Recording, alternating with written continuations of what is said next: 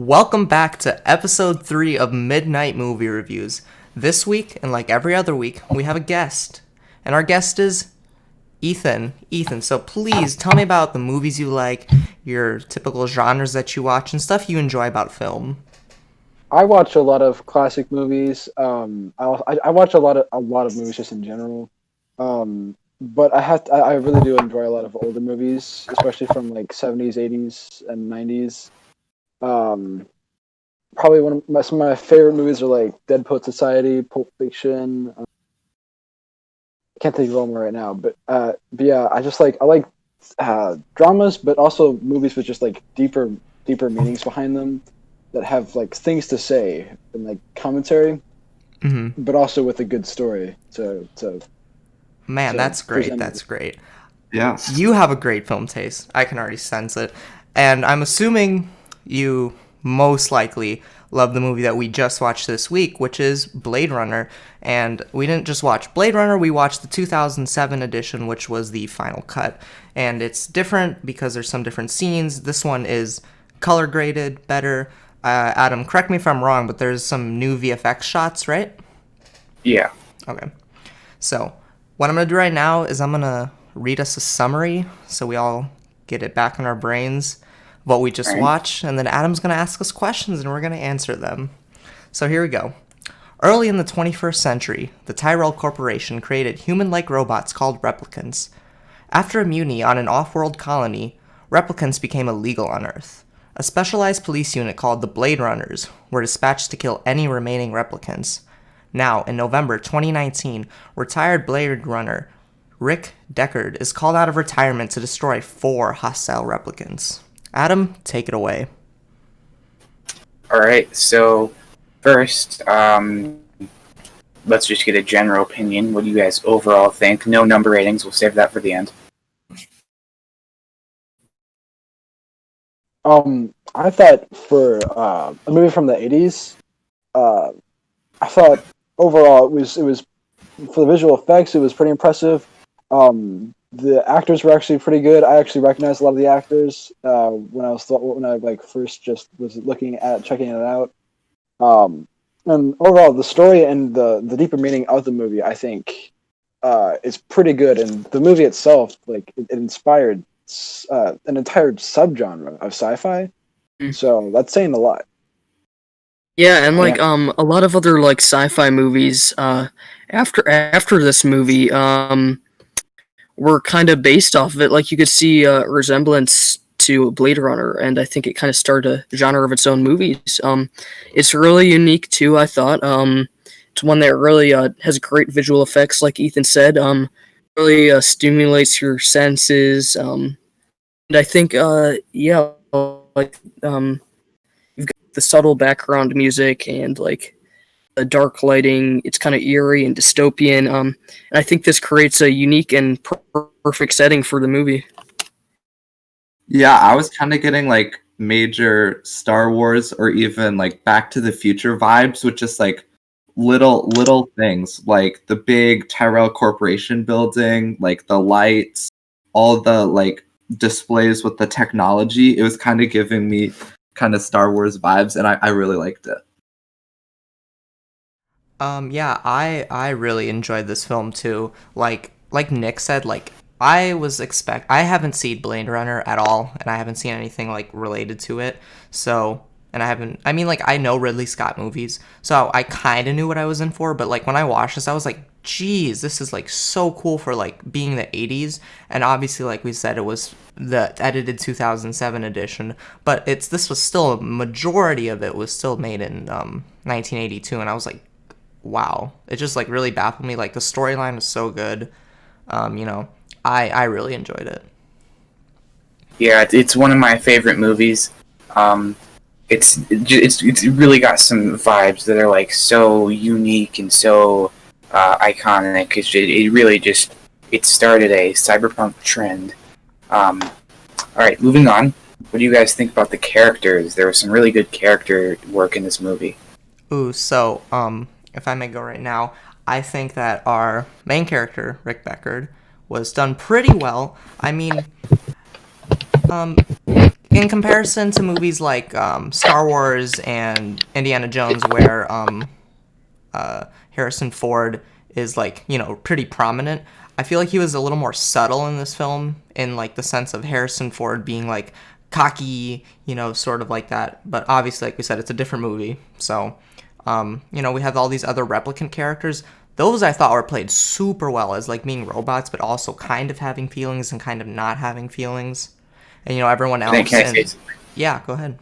I just want to get this out of the way at the beginning, just in case you guys didn't know. They are not robots. They're like synthetic humans. They're not like, all metal inside and that. They're like actual, like, organic life. Mm-hmm. Yeah. And, like, even as being, like, someone who's synthetic, like you said, like, they're played, like, their actors, how they played them was just so perfect. Like, you can tell, but you also couldn't tell in a way. And, you have everyone else in this, like, dystopian 21st century style world, and I feel like they fit in pretty well.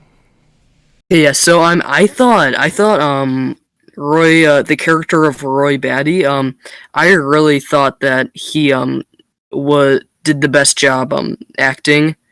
I really liked his character. He was like the perfect guy to put in for the role. He kind of had a really unique like vibe to him, like that something was off about him. It was kind of interesting, but I think other characters like Harrison Ford, that didn't really do too much for me. Like, I think he could have been played a little bit better. He just seemed a little bit dull in this film as opposed to other ones that he's in. It's like you think like the most memorable character, definitely not Harrison Ford. Like, I'd say that the Roy, I feel like, I don't know, like you said, he gives off a weird vibe, and I feel like the vibe you're talking about is kind of like an emo goth death metal sort of thing. I don't know, it gives me like weird Rammstein vibes. I have no idea. I was just like thinking about that every time I saw him, and I'm just like, what? I feel like he was overplayed, like overacted, but not in a bad way. I felt like, if anything, that added to the character more. And it actually fit his character. So in a way, it was overacting, but in another way, it wasn't. And also I'm gonna. You want to go? Okay. I was gonna say, I feel like Harrison Ford's character actually adds to him maybe being a replicant. I feel like it was an intentional thing, but I can also see how, it's also like it's like, by now it's like a cliche type character, so I can see why I found it a bit dull too.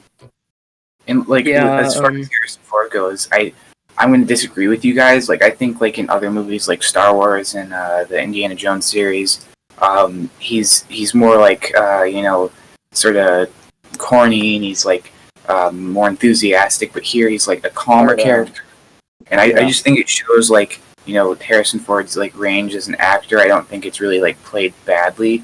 And talk about themes more later, but like the theme of this movie mostly was like what it means to be human, and it's kind of showing like the similarities between like Roy and Deckard.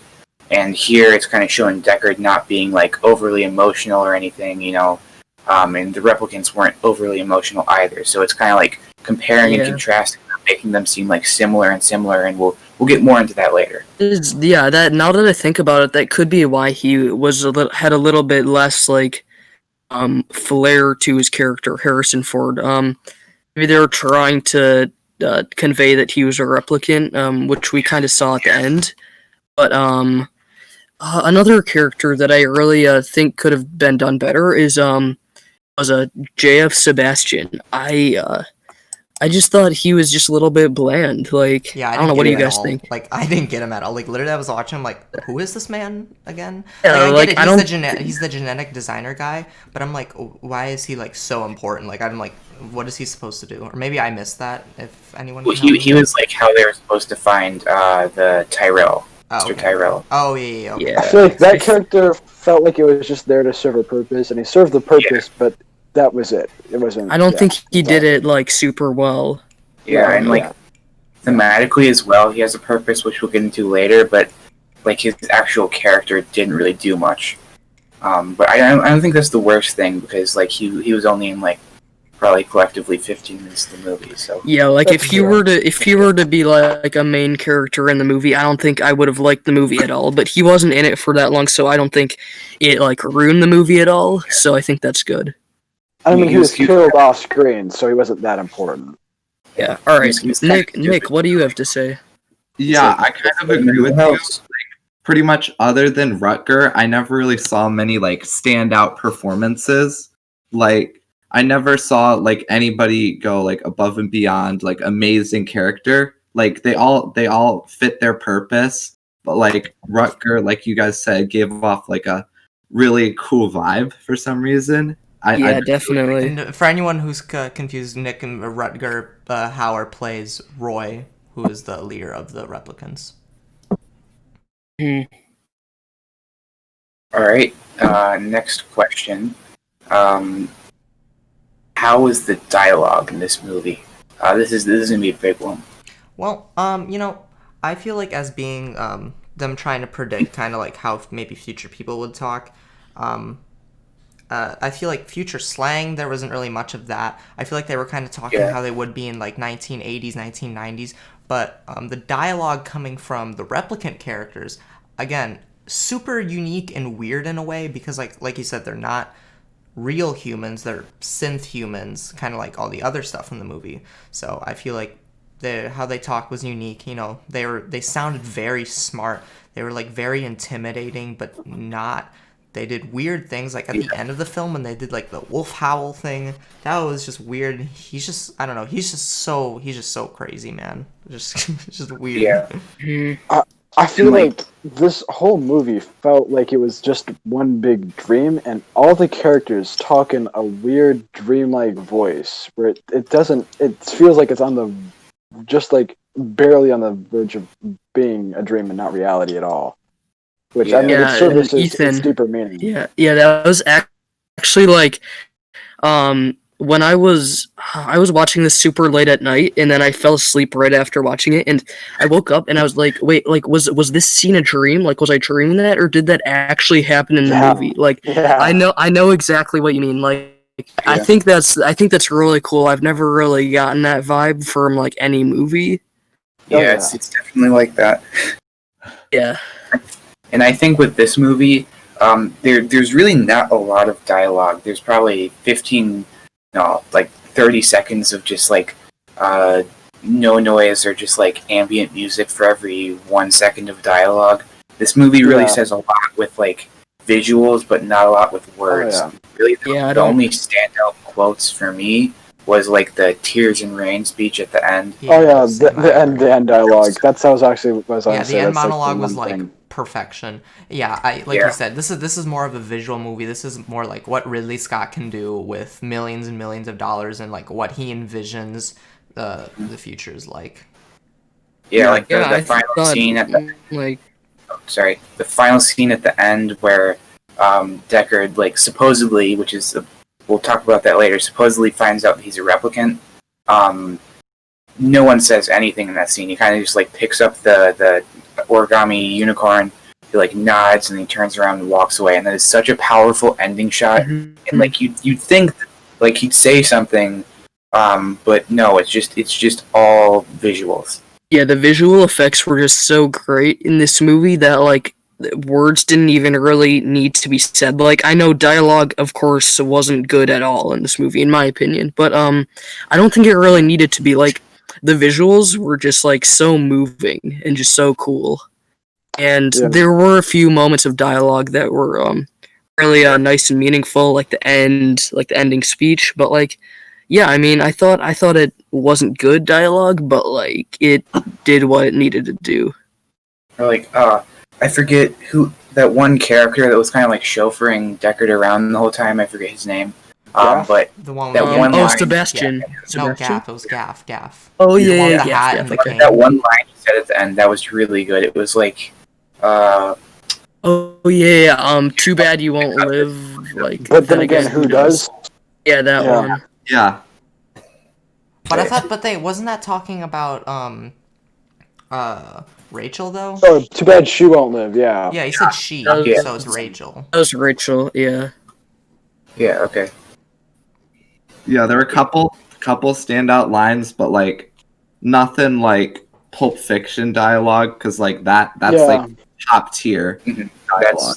So group But- consensus is that this is a more visually spoken film than an actual word Yeah. spoken film. Mhm. Exactly. There are still very Yeah, I feel iconic like lines. most of the iconic lines come in the final act. Yeah. Yeah.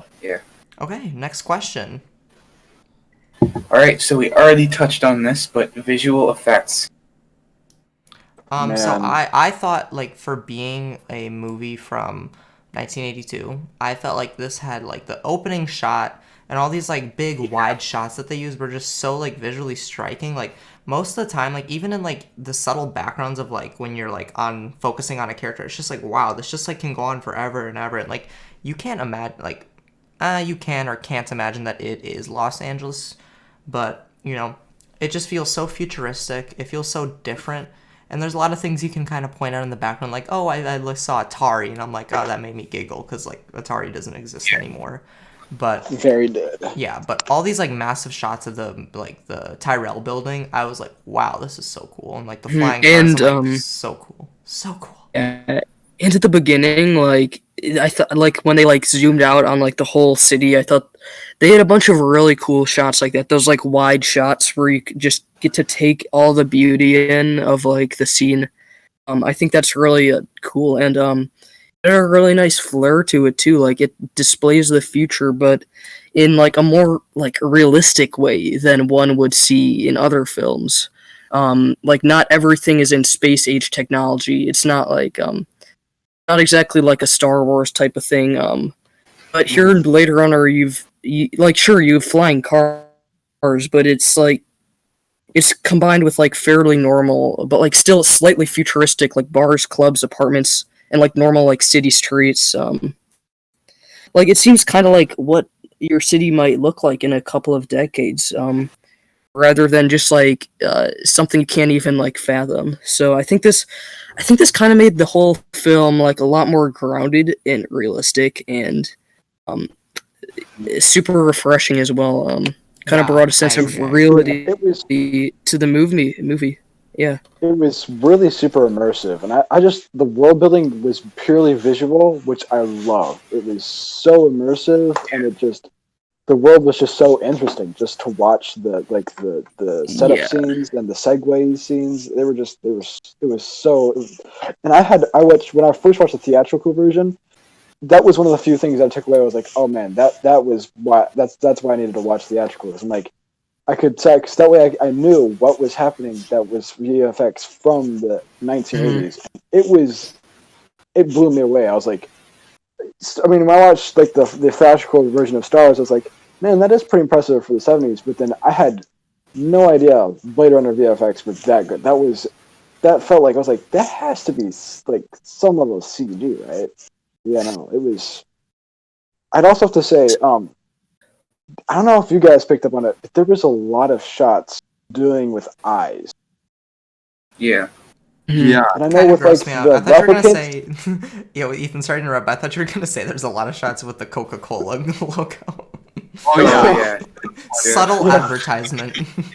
Oh yeah, there's I think Okay. I think they kind of nailed that. I think they kind of nailed that on the head, like the advertisements, like with what it's like today. Like today, there's just like advertisements literally everywhere. Not really, but like there's a lot more than there were in the day that the movie was produced. And I think that Ridley Scott did a really like amazing job of just like almost like predicting that. Yeah. But depending on how you look at the deeper meaning of the film, that adds to that, like capitalism and stuff like that. Mm-hmm. Yeah, I kind of like how it's set in 2019. It's got a little bit of stuff we have maybe today currently, but it's drastically different than what it was. And we have more on the futuristic points of this film later. So I know we all want to talk about how it's similar or not similar to reality now, but we have a question on that later. So Adam, let's move on. All right, pacing. I'll start first. I think this movie was absolutely perfectly paced. It's like sort of a slower beginning. It's sort of a mystery.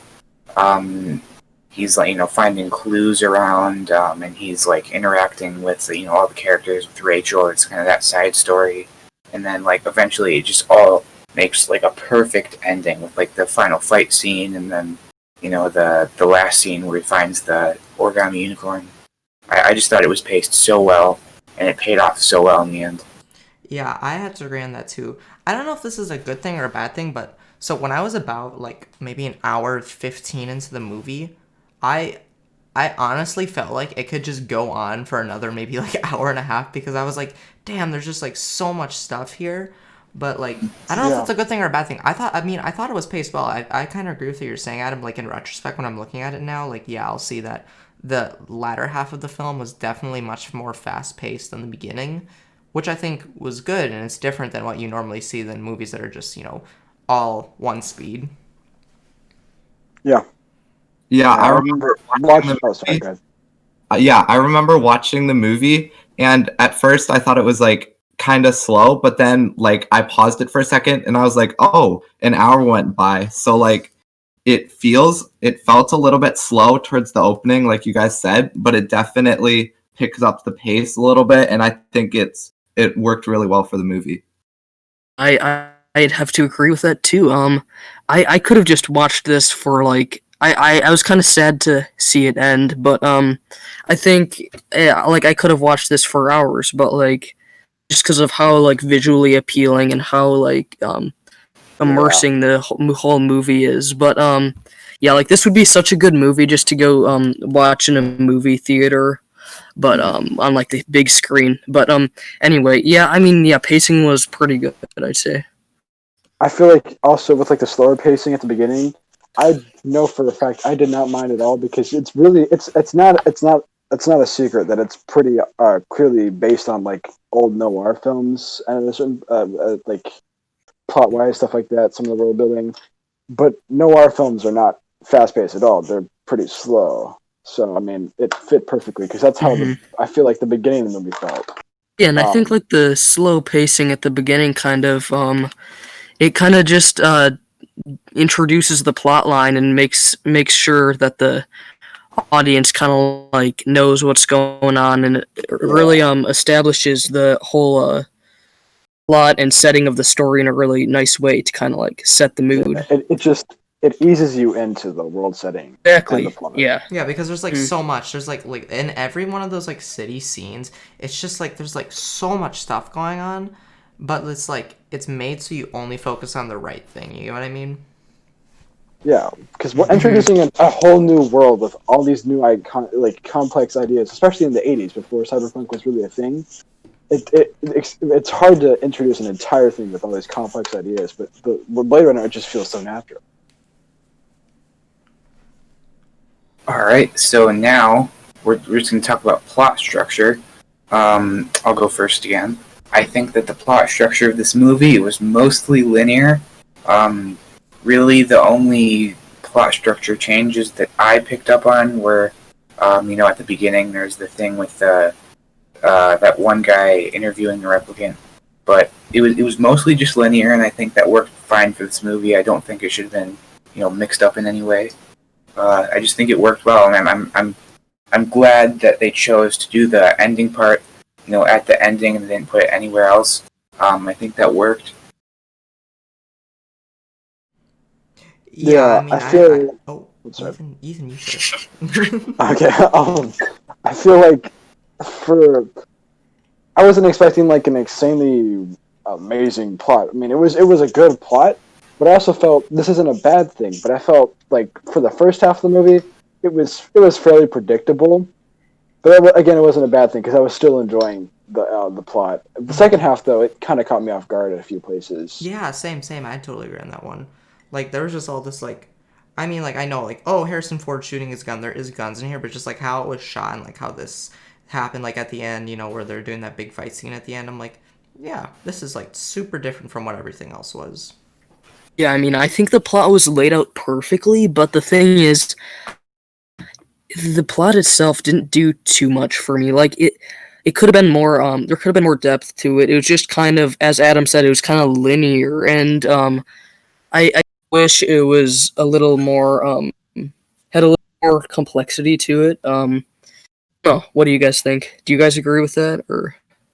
No, like this movie was like mostly about themes, a little about like mostly about themes and like visuals, like maybe like a fourth like plot importance, and then I just think that the plot did exactly what it needed to do to like convey everything it needed to, and I just think I mean, it worked well. they could have like spent a little more time, I think, just developing characters, because I don't know, some characters I thought we really didn't get to see too much development in. But I mean, it wasn't bad. It wasn't bad at all. But I just I myself would have liked to see a little more depth to it. I think I can agree with both of those points. I feel like the plot was for most of the movie was fairly shallow, but I also feel like it could have been more developed. But I also feel like it served its purpose, and it wasn't a movie focused on the plot as much. So I feel like both points are pretty. Yeah. I agree. Okay. And as far as characters, Luke, keep in mind there is a sequel. I know Deckard especially was like left off on a big cliffhanger. You know, he's kind of like halfway through his. Yeah, I can't wait for the sequel. Yeah, the sequel, like everything that we've said we loved about this movie, like visual effects and cinematography. We'll get to that in a minute. The sequel just improves on so much. It is so good. It is like it's better than this. It's better than this. That's all I'm going to say. Yeah, stay tuned, guys. Stay tuned for following episodes. I've seen several reviews for it, and I'm excited to watch it. Mm-hmm. Yeah, definitely. Okay, well, let's move on to the next one, Adam. All right, so like I said, cinematography. I'll go first again. This movie is some of the best cinematography I've ever seen. And again, the sequel is the best cinematography I've ever seen. Ooh, this is just it's so good. Like the city shots and like it really it gets really like strong vibes of like cyberpunk. There's like the neon lights everywhere. That one shot where Deckard shot the snake girl. That was just so good when she was like crashing through the glass and there was like the reflections. That was amazing. Mm-hmm. Yeah, I mean, I've said this for literally the past few weeks, but all the movies we've watched have all been shot on film. Like I've said, since film is, it's literally a physical thing, they can go back and change it. So the one we watched was color graded differently, so it was a lot more vibrant. So I was reading into this, so what I read was pretty much a lot of details that you wouldn't have seen in the director's cut and the theatrical cut we saw now in the one we watched. So, I mean, thanks to film, that could have been done, and it wouldn't have looked, like, really bad. And, like I said, every time film colors are so realistic, things look how they would look in real life, which I enjoy. And, cinematography itself, I really enjoyed. There was a lot of shots that were, uncomfortable, that were shot well. Like when he's in the room with one of the, what's her name? Zora, right? Yeah. Yeah. And he's with Zora. Like, it's just, like, super up close and personal and just meant to feel uncomfortable. And, there's just a lot of these types of shots. Like Adam said, wide shots were amazing here. Nick, what do you think? I know you're big on the film. Yeah, I feel like lots of the movies we've seen, like, when we've watched and, like, reviewed together, they've all been, like, shot really well. But I think this one was, like, the most visually intense in, like, a good way. Like, the wide shots like are amazing, and then when it gets personal, it's still like shot really well too. Yeah, like this is really a movie that like I said before, it stimulates your senses. Like you got this eerie, dark, dystopian vibe going on throughout, and I think it's captured really well through different shots. Like you have the rain and the smoke. It seems like if you look at one scene throughout the movie, it either has like some unique aspect. Like it's got rain, smoke, lightning. Yeah, and like I've said before, it's a movie that really stimulates your senses. Like the cinematography really is better, I'd say, than probably one of the best movies in that respect that I've ever seen. I'd probably give the cinematography like at least like a 9.5 out of 10. I don't know, like you got the darkness, rain, smoke, intense lighting in some rooms, crowded streets. I don't know, like this just created like a perfect and setting for the movie, and yeah, I don't know, it's just really good, I thought. Okay, let's move on to the next one. Take it away, Adam. All right. Next up, symbolism. Symbolism and themes will kind of combine that together. So there's a lot here. I know, Misha, you really have some stuff to say. You want to start? Yeah, so something that I think was pretty big, and me and Ethan were talking about this too, and Ethan has been mentioning it a lot, the stuff about eyes and vision. So, you see a lot of parts in this movie where they're literally looking at eyes, and how this is a big part of where you can tell apart if someone's a replicant or not. Another thing was like big how people are oppressed in this like dystopian world. Also dystopia you could say is one, and like how corporate power is like really massive, considering Tyrell Corporation made these guys. So, Ethan, what else did you have to add about that? I just thought it was curious. Just all the eye shots, even people who weren't human or who were human. Sorry. Like at the very beginning, the shot of the guy who was going to interrogate Leon or whatever his name was. Yeah, it's just I thought it was interesting cinematography wise, but it was also very interesting theme wise. I also have to say. Yeah, I noticed I was like picking it up pretty quickly with like how the replicants have like the red gleam in the back of their eyes, and even some of the animals too, like the owl in the office, the snake, and even Rick himself in the mirror at his apartment at that one part. Yeah. I mean, also, there was just, like, a lot of stuff, even, I don't know if this was intentional or not, but there was a lot of stuff. You know how, like, when you take a picture with, like, the flashlight, you can see, like, these weird reflections in people's eyes? There was a lot of that going on during the movie, like, in weird spots, and I didn't know if that was, like, intentional or not, but I just noticed that a lot. I mean, it wasn't very, like, there wasn't a lot of light coming in, like, some of those shots, so, like, I do think it was intentional, Yeah, because it's pretty dark lighting. Dark spaces, Like, they weren't, like, deliberately doing flash, Yeah, and I think this, I think it kind of brought, like, a layer of intensity, in my opinion. I don't know if you guys agree, but, like, it's like you yourself, the audience, kind of, like, are looking, into their eyes, and you can kind of sense whatever, emotion they're feeling, and it kind of adds another layer to the movie, and I think I really like that.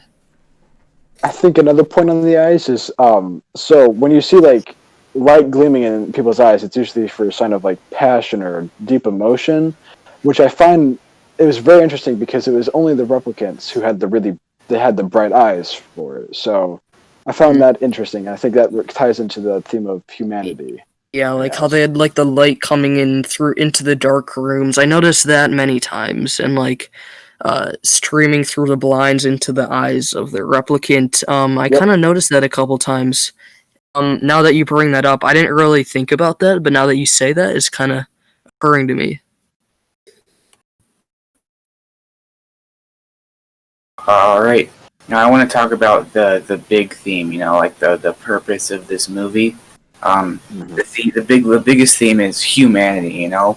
We have these real humans and we have the synthetic humans, and like the whole time it's sort of like comparing and contrasting them and putting them on like they're trying to like make them look the same to you. It's like really hard to tell. They all look the same. They all act the same, and it's just all about like what do you define as a human? Like what does it mean to be a human? Like especially during the final fight between Deckard and Roy.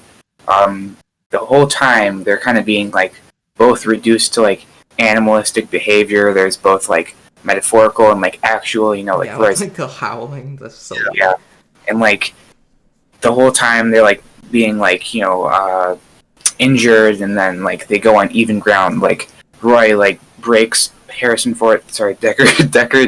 fingers, and then he stabs himself with a nail, so they both have injured hands.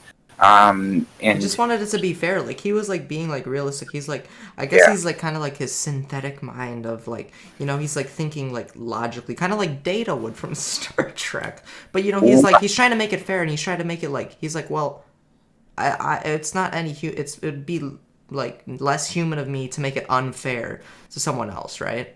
And that's his whole goal, is to try and become human. Someone. Oh, what, Ethan? Sorry? Yeah.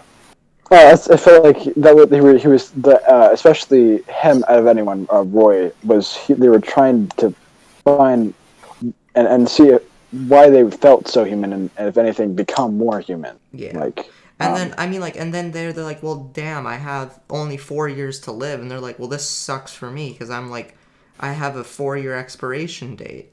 So, like, you understand why they're doing what they're doing. I don't think they're necessarily evil. It's just, like, we don't understand because, like, we know what it's like to be human. We don't know what it's not like to be human. They have... Yeah, like... sorry, I just... Yeah, I mean, I thought that that was also another theme, like, kind of a theme of empathy, almost. Like, you know, the humans don't know what they're going through because...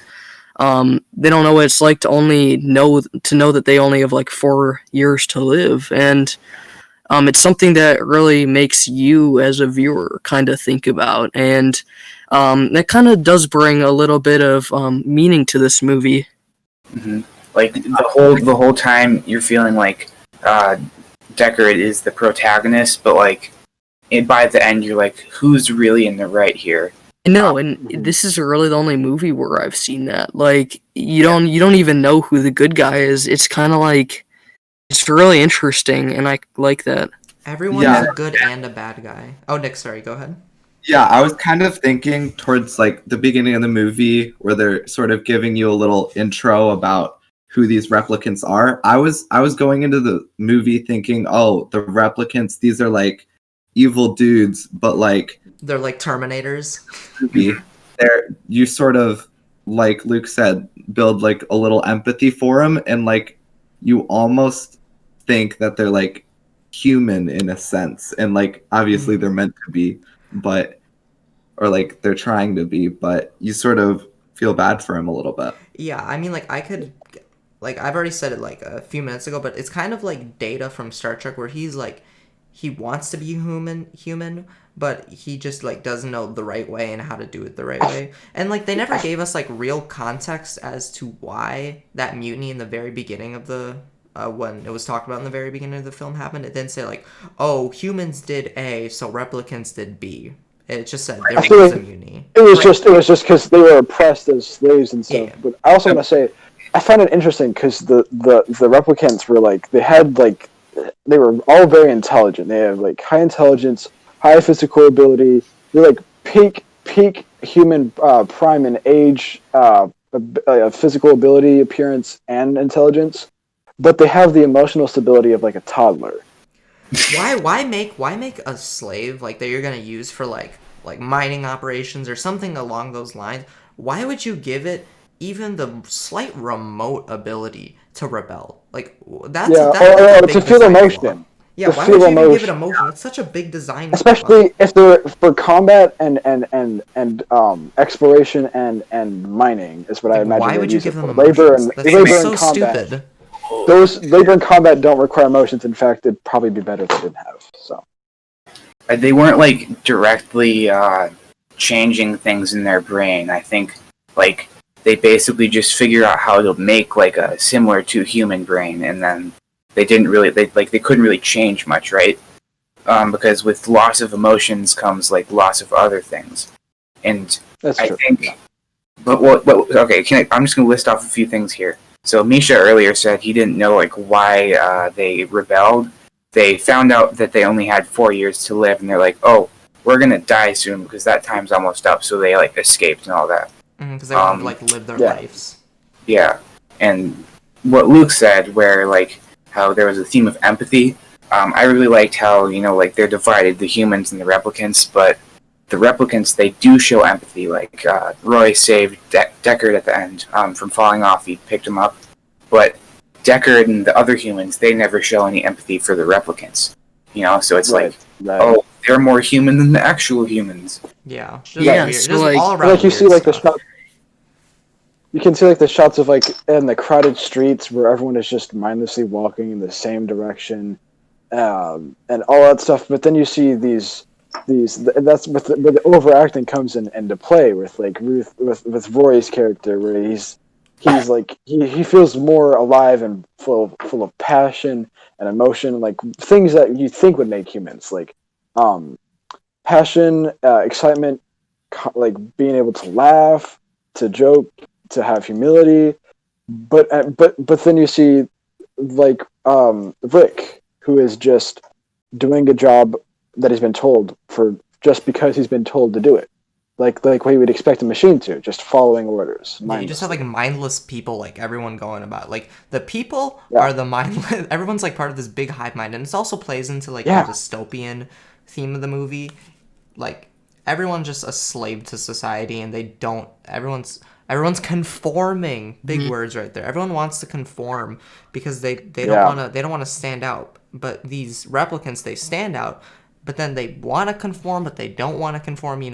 They want to know what it's like to be human, but all these humans are acting like a robot would.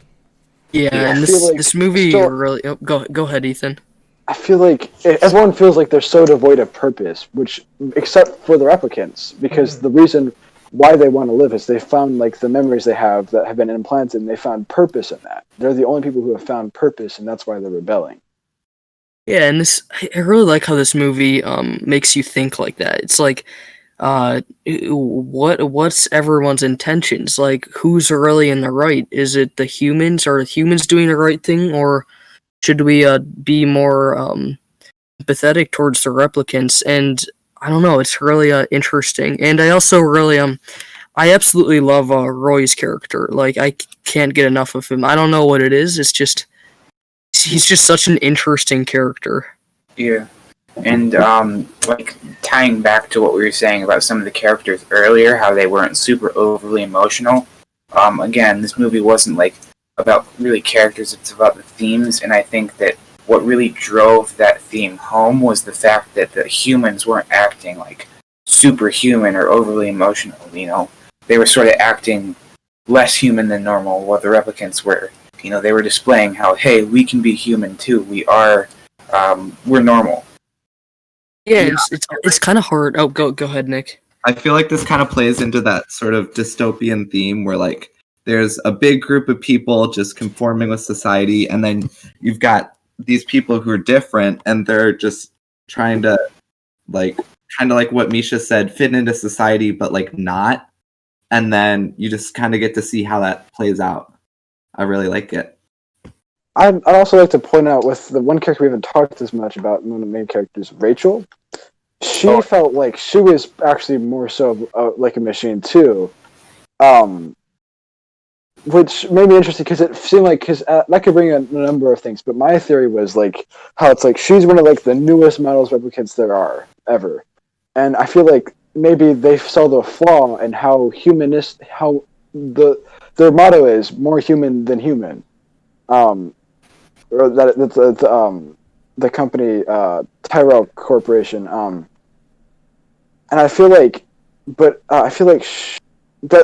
was what, especially for the Nexus 6 models, they were definitely felt in this movie more human than the humans did. But I feel like it almost seems like they were like learning from their mistake. Oh, they're going to rebel if they give them too much emotion, so we take it out, and that's what Rachel felt like. She just felt the most emotionally unstable out of all of them. But if anything, more devoid of emotion at the same time.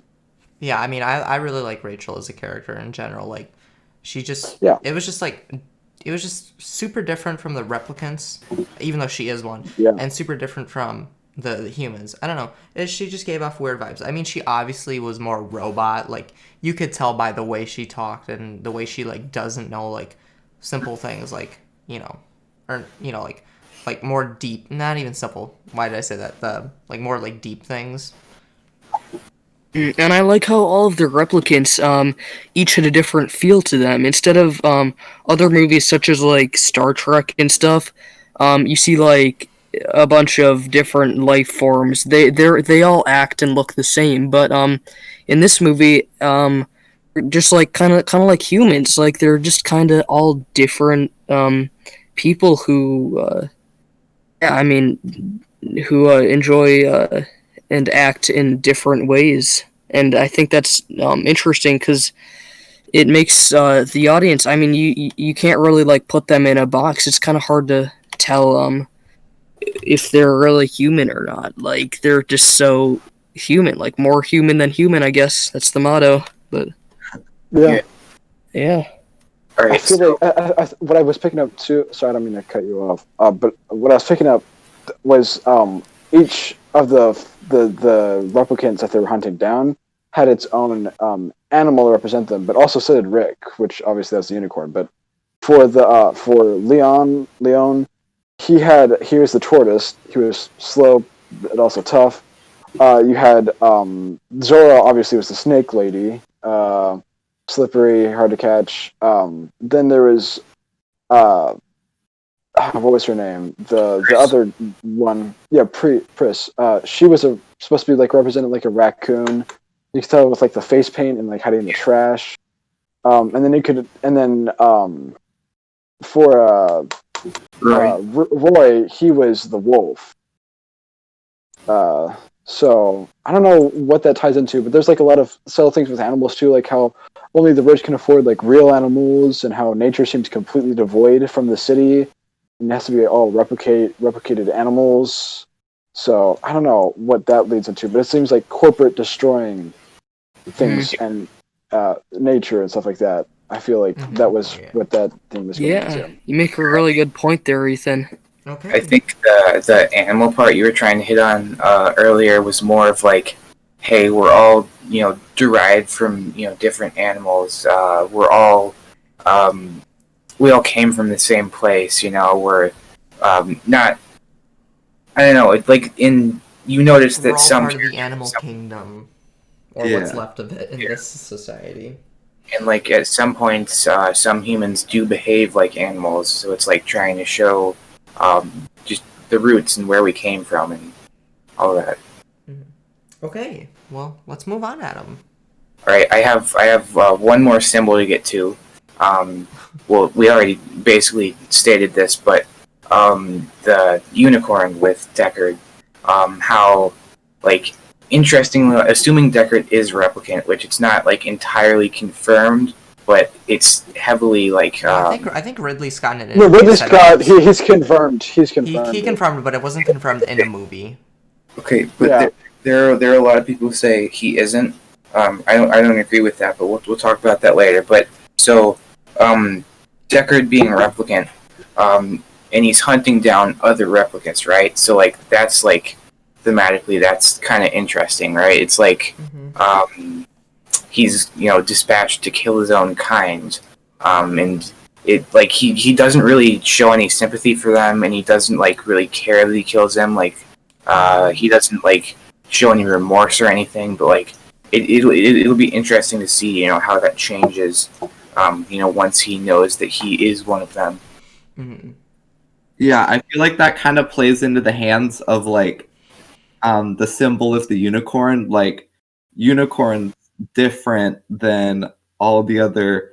Oh, I have this thing in my sister's room. It says "Be a unicorn in a field of horses." Oh, nice. Yeah, I mean, like Nick, like he's super unique. He is a unicorn. Like he is like in comparison to the other replicants in a way, he's like God because like no one recognized that he was a replicant, right? If he in fact is. Yeah. He's out here giving like replicant tests and shooting down replicants. And at the end, he's like, oh wow, like he's so sure of himself in the beginning of the film, and you can see that he knows who he is, and he knows what he's doing. But like at the end, we kind of see this look of just like unsure. What do you call? I don't know. Just like this. Distraught, he's like distraught. He's like this look of distraughtness over his face, and yeah. Yeah, like that. Let that look tell us so much. He's like, oh, and he nods like he understands, and then he just walks away. It's so good. Everything he thought he knew about himself is all a lie. His whole life is a lie, and it's just really. I think that was kind of one of the biggest plot twists at the end. Yeah, and for the whole thing of he's a replicant and he's killing other replicants. I'm pretty sure this is what I'm supposed to feel, but it kind of feels like cannibalism to me. I know he's not like eating replicants or whatever, but it's kind of very unsettling. These he's a replicant and he's killing them. That's just how I felt. It's sort of the same reaction that I had when you think about cannibals. You're like, ew, Yeah. Yeah, just I don't know. Building an Amazon Prime drone to destroy all other Amazon Prime drones. Yeah. All right, so should we move on to the next question? Yes, sir. All right, now we're up to use of color. So I for this one, Adam, I just have this really odd thing because these retro color palettes, in my opinion, are just so cool. You have your Hotline Miami, which I feel kind of played into this one. You have a lot of blues. You kind of there's less pinks, but it was a lot of more cooler colors rather than warm. Yeah. And I feel if you're a gamer, you can always put those as your cool setup colors, and it's just a lot of stuff that's very visually appealing. And I feel a lot of you enjoyed it because I know Luke was talking about it before. Luke, what did you have to say on the colors? It's just so immersive. It is Ethan was also saying. It's kind of you're in a dream. It's just so dreamlike. It's just so they all fit together so well, and with the cinematography, they get so many good wide shots of really cool scenes, and I think the colors really do a lot for this film. And this is a film that is very driven by visual effects, and I think that they hit the spot with this, and I really like that. Yeah, I love all of the neon lights when they're in the city. Whether they're just walking or they're in a car or doing whatever, you can just see the neon lights reflecting off everything, and it gives off such a vibe. It just adds to the ambient. I mean also about the neon stuff and how it plays into how I'm pretty sure when they shot that to give it a more glowing feel, they probably put I know I should have talked about this in the cinematography portion, but I feel they kind of put Cine Bloom filters, that just kind of blew out the colors, to just make everything super vibrant and look so cool.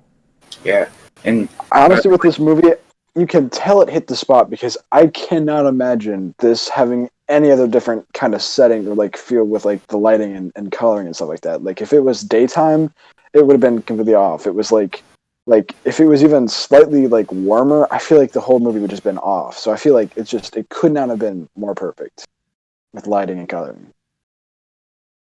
Yeah, so definitely. There is one thing I forgot to mention in cinematography, but I really love the one shot at near the end when after the final fight when Roy's just kind of sitting there and he's time to die, and he just puts his head down and just lingers on that for 15 seconds, and you can see the car just hovering up in the background, but it's out of focus, and it's just looking at him, and you can see the rain going down. And when he said time to die, I don't think he was talking about. He was saying that Roy was saying that to himself. He's saying, "Oh, it's my time to die." Yeah, not to. Yeah. Obviously, yeah, but that was the one scene that I thought that was the one scene that I was thinking about in the morning. I was that had to have been a dream. That time to die, and it was just stood on that scene, and there were all the background, the lights of the city and the flying cars in the background. It was just so surreal to even watch. It was insane, honestly. Yeah, I don't know if this has any thematic significance, but I noticed that when they're in the main part of the city and just walking around, there's so much color, but when they're anywhere else, it's just always darkness and dark blues and blacks. I don't know, I thought that was interesting. There's there's so much presence of many different colors in the city, but when they're outside of the city, there's almost nothing other than like dark, cold colors. Hmm. All right. So on to the next question. This is one we talked about a lot. The depiction of the future. So this was set in November of 2019, and right now we are sitting here on November 25th of 2020, soon to be November 26th, Thanksgiving. So Yeah. I think that obviously the movie we're gonna probably draw comparisons to is Back to the Future 2. Yeah. So again, obviously they didn't predict it perfectly, but there was a lot of stuff that they did in a way. Like, you know, people still use newspapers, kind of like Rick was doing all the time. People still use normal pistols. I mean, they could be a little modified, but obviously we didn't have flying cars. Obviously Los Angeles doesn't look like that. Or, kind of does. Los Angeles does kind of go on fire a lot. But, Yeah. okay, too much. No, but I mean, it's just, Los Angeles in this movie does not look like Los Angeles today with these like crazy high buildings, you know, something you would imagine like is in like Tokyo or something. Yeah, I mean, I think That's I think that like, well, it's not like the best depiction of Los Angeles visually. I think that, like you said, it's basically Tokyo. Like there was a lot of like Asian vibes in this movie too. I feel like there's like a lot of global cooperation in that. But Yeah, that I think hasn't. there's like a lot of pollution in Tokyo as well. So I think that they hit it spot on with Tokyo, but like really, it could have been any city looking like 40 years back. If we look 40 years into the future now, like really any city could have become the city in Blade Runner. So I think it's really spot on. It's just not like the right city, right? yeah, Like, and I think it could be like, you could say it's Milwaukee and I would believe you, but I feel like LA fits more for stylistic reasons. yeah, I kind of disagree a little bit. For me, if the movie description didn't tell me that was LA, either I'm not really perceptive, or I really didn't see much that could call it like LA or like what you're talking about. Yeah. It just sorry. did not give me any sort of vibe of this century. Like I think that was kind of how it was meant to. I mean, obviously they didn't guess right of what our cities are going to look like today, but I think it sort of goes along with how the movie like was trying to be like.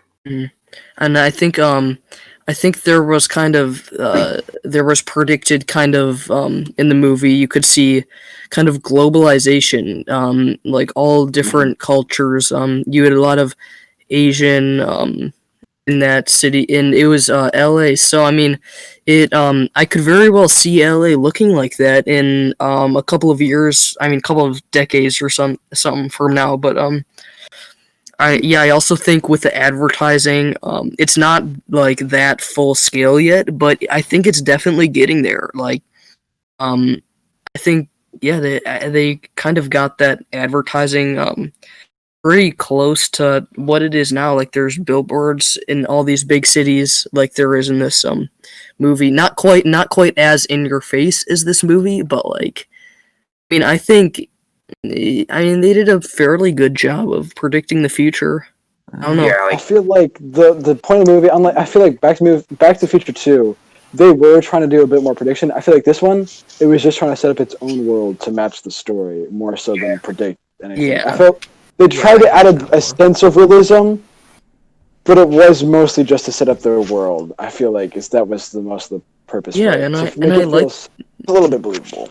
I liked how they set up that realism, because some futuristic movies, it's just totally unrealistic, but this one, it's definitely a lot more realistic, and I kind of like that.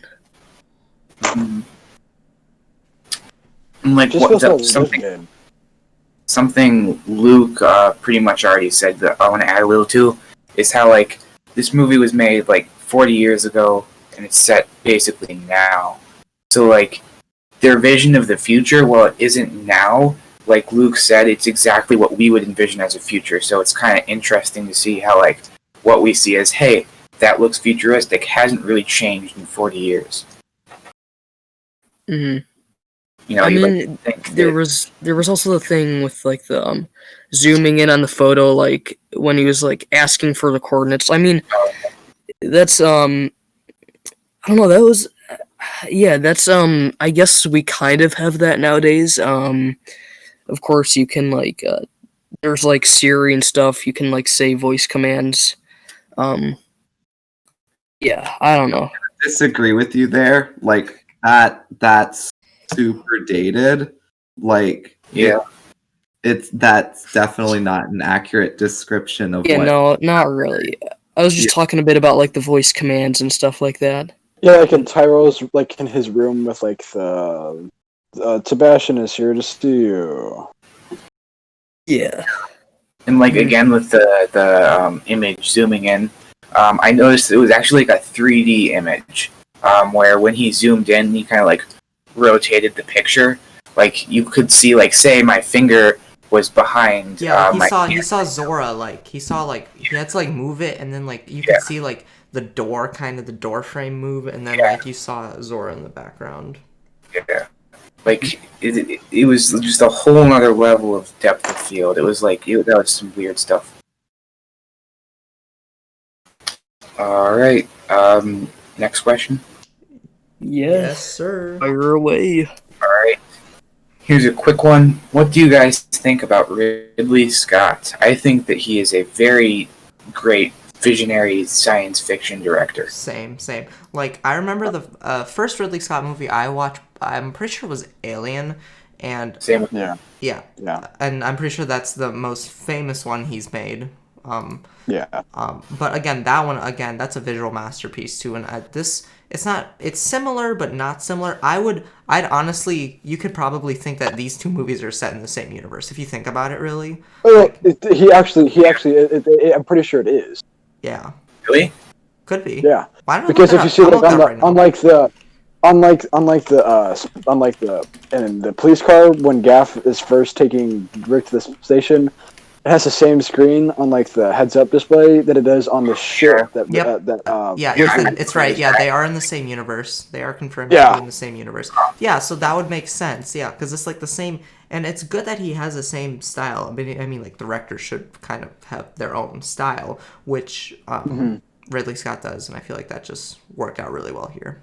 I mean, this isn't really a plot hole, but like, assuming that they are set in the same universe, it's kind of like, I don't know, it's kind of like monotonous to have like synthetic humans and androids, you know, like that's true. the androids in the Alien movies. It's just, I don't know. maybe the androids are like the earlier prototypes versions of Yeah, that could be true.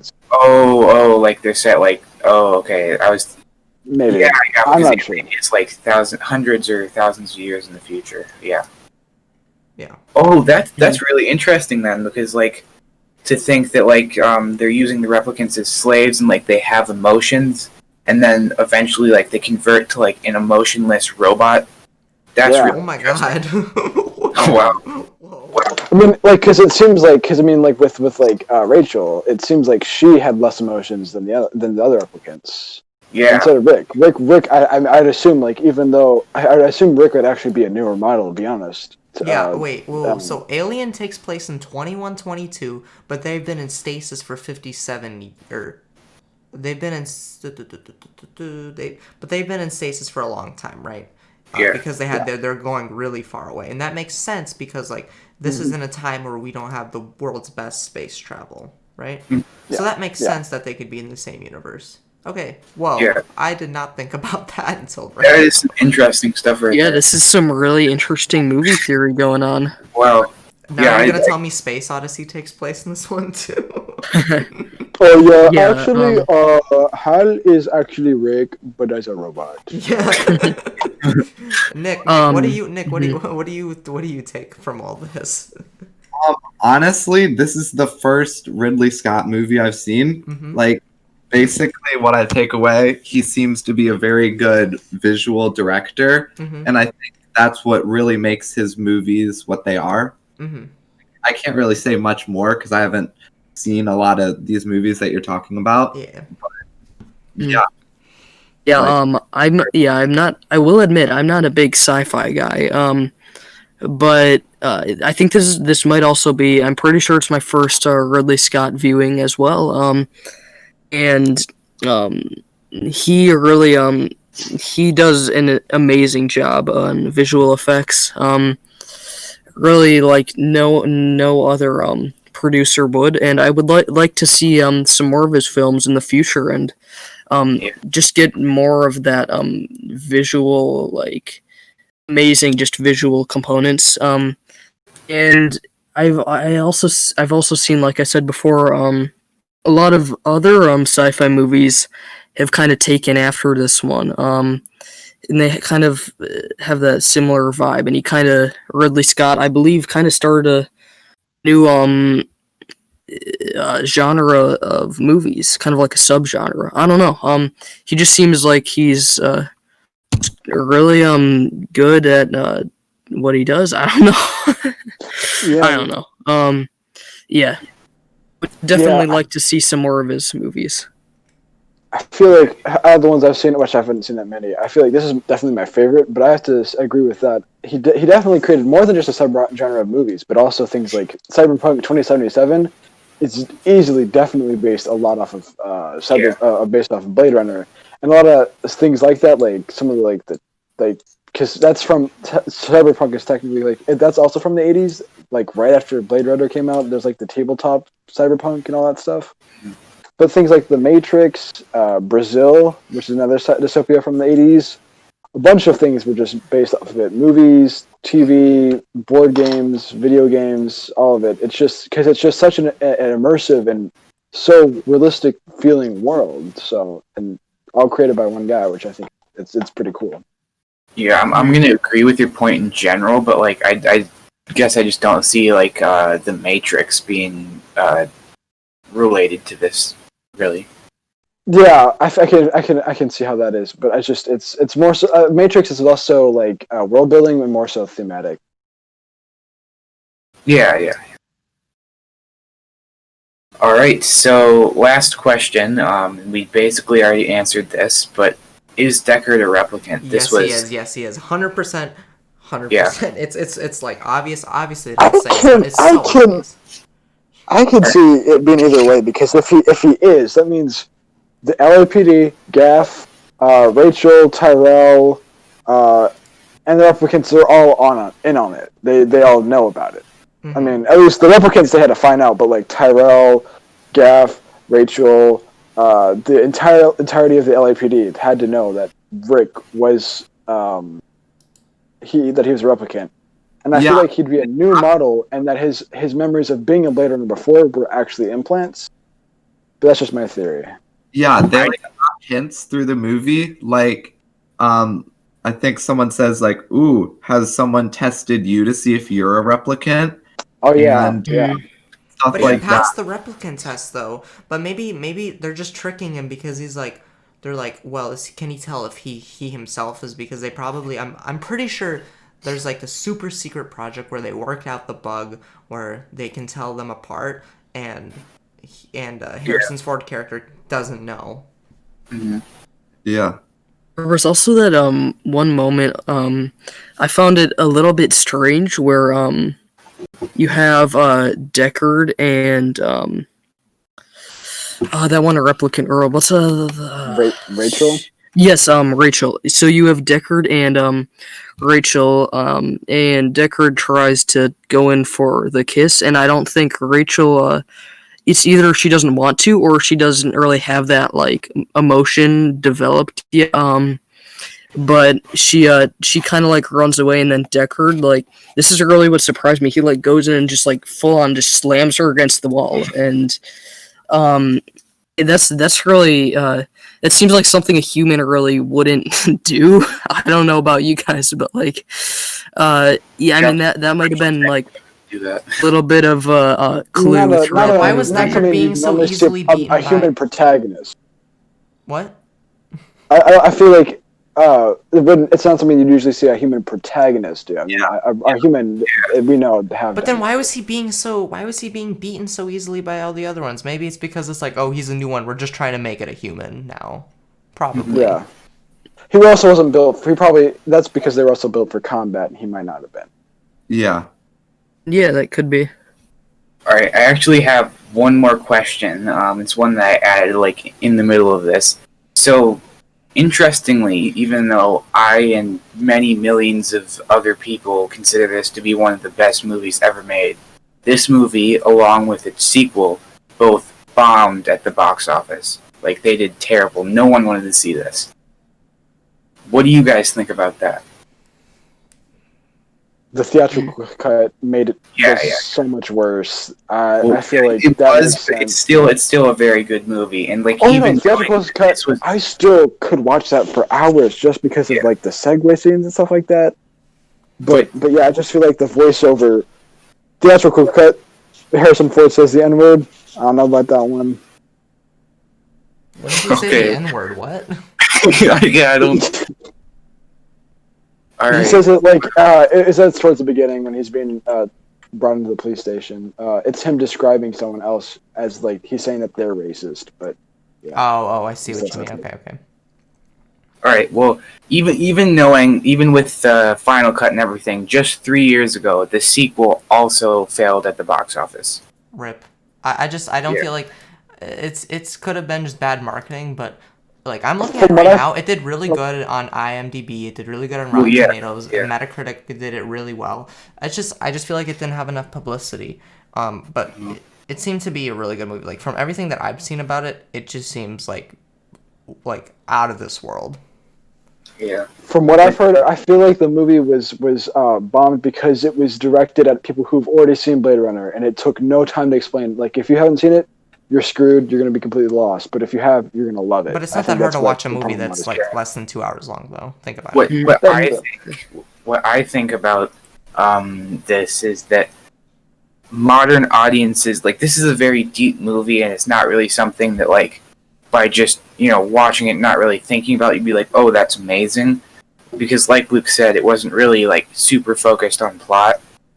This movie is a very deep movie, and I think modern audiences, like we've talked about in the past, definitely are not. They don't want a movie like this. It's a movie that like tells a lot more with visuals and with themes. It's not really like a straightforward, simple movie, Yeah, like we were saying, like you don't really need the.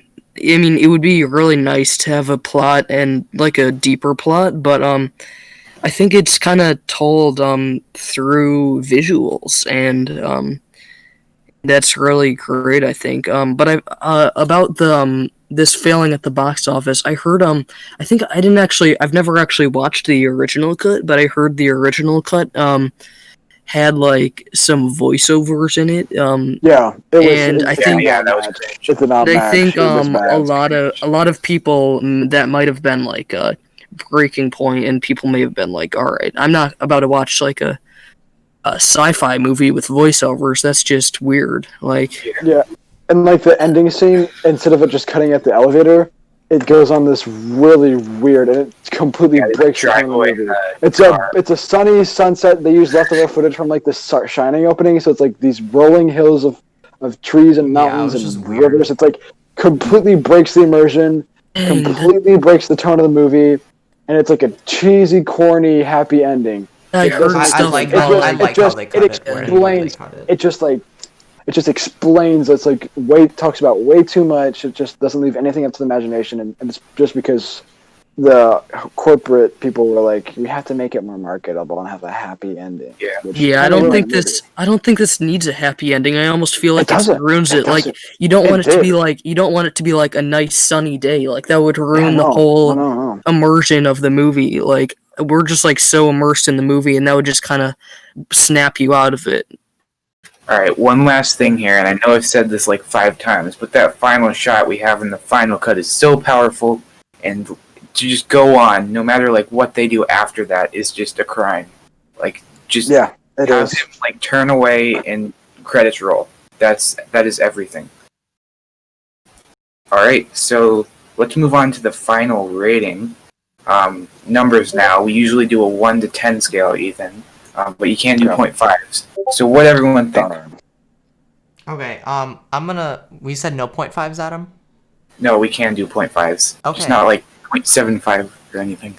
Oh, okay. Can I say like 9.5? Is that good?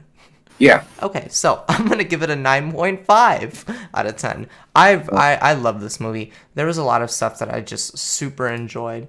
It was just like so perfect to me for a movie. It was just so vibey, like Luke's been saying.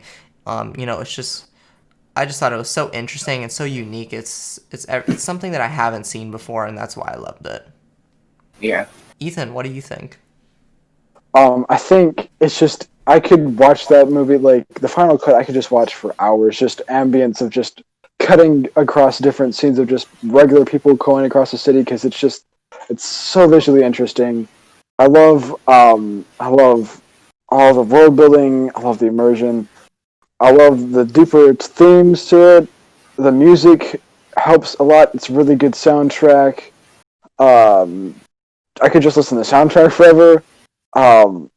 And it's just such a great movie, and also Harrison Ford and Glow Stick Umbrella. So I'm gonna give it a 9.5 too. I think it's probably one of the best movies I've seen. Definitely a top 10. Like guys, like we've got to stop reviewing such like good movies at some point. Like we should watch the Patreon. Like I don't know. Like the only thing I can really knock off on this movie is just the kind of shallow plot, but I don't think it makes it a bad movie at all.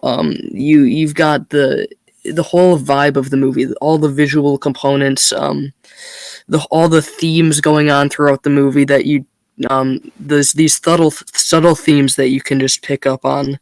I think that's really great, and this movie also kind of makes the audience infer some things, and I think that's kind of interesting. Like you don't know if Deckard's a replicant, or like you don't know a lot of things going into the movie, but it kind of makes you think about certain things, and that's really cool in my opinion. Also, like Ethan said, I think the soundtrack's a little bit underappreciated, but I really like it. It's just this subtle, nice music that really also complements the bass too. Like there was a lot of bass that was just like kind of like oomph. I don't know if you guys watched it, but like if you had your subwoofer on, you would have definitely heard it. It just kind of complements the whole vibe of the movie.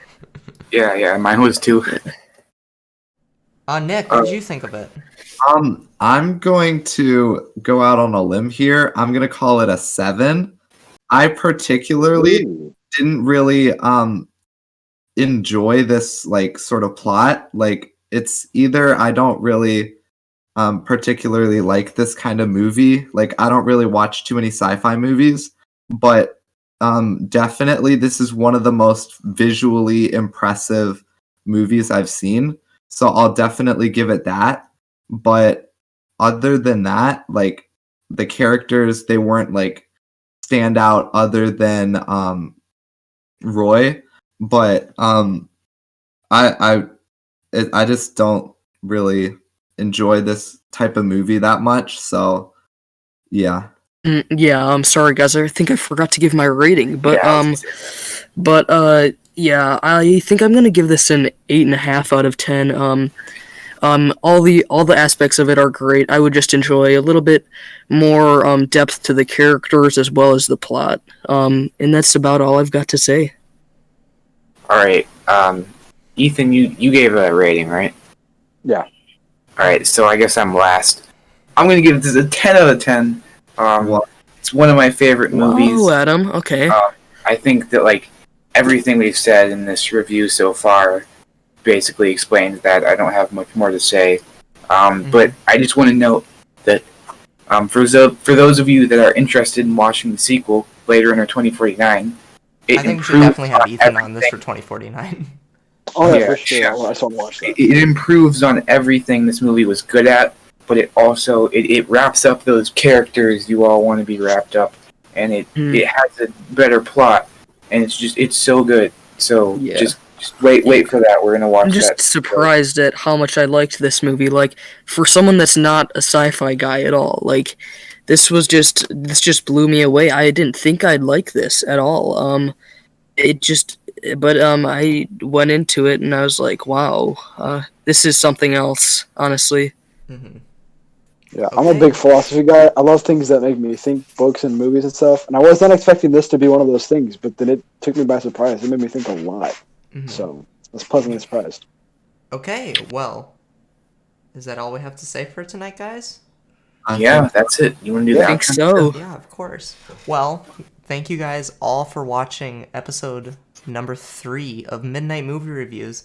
And so just in case, like I said every single time, if you don't remember, we watched Blade Runner, directed by Ridley Scott. Group consensus, we all loved it.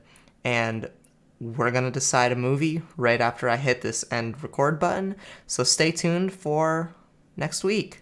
See you guys next week. See you next week. Good night.